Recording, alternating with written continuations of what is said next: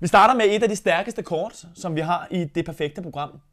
Sydney Lee, min medvært og protégé, som vi kaster ud i forskellige hobbyer hver evig eneste dag i den her uge. Allerførst skal Sydney i hobbypraktik hos en blomsterbinder.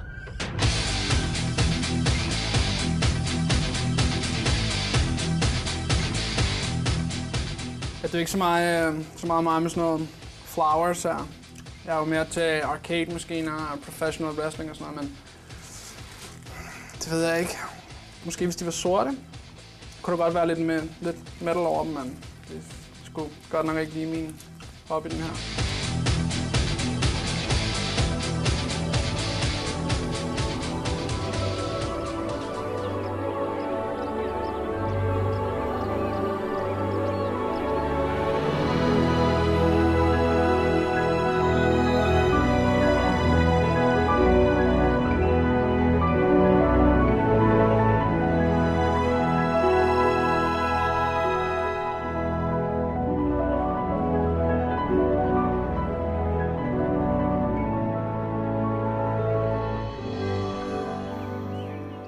Tusind tak til Sydney